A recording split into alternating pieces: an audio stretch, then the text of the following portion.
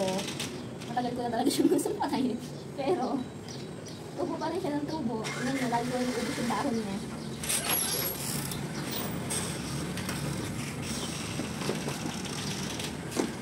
So, sasaibin na naman natin ang dahon nitong ampalaya na to.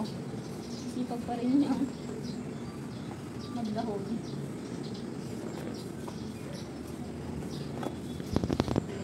Eto nga pala mga sitaw natin, hindi na naman naka-harvest. Hindi pa kasi alam mo ano lulutuin.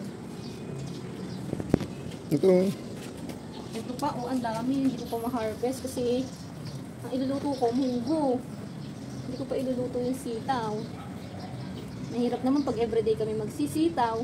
Baka rayumahin na si Buleng.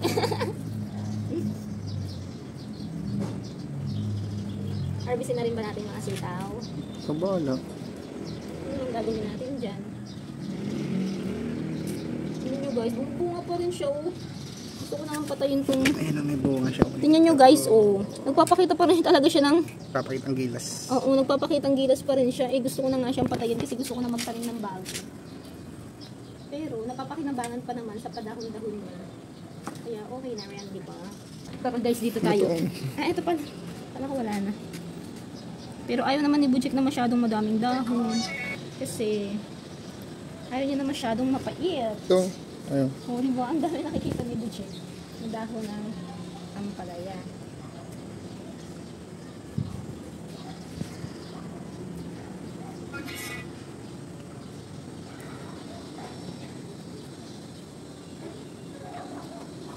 Yan ang pamahal.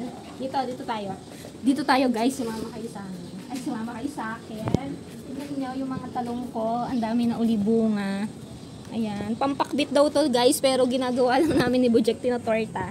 Hindi kasi kami mahilig sa talong. Pero kapag tortang talong, yan, kinakain namin. Let's go. Dito mas madami, mas malalaki. Yan guys, ang lalaki nito.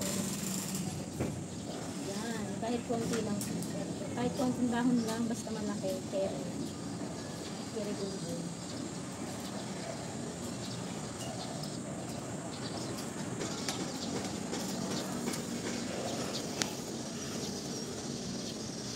Makit na sila sa mulberries. Hala, naglaglag na tuloy yung bunga ng mulberries. Ano sabihin mo pag okay na yan? Ikaw, okay na yan. Basta ano, ayoko na naman pait. Masyado. Okay na daw pa sabi ni Bujek guys.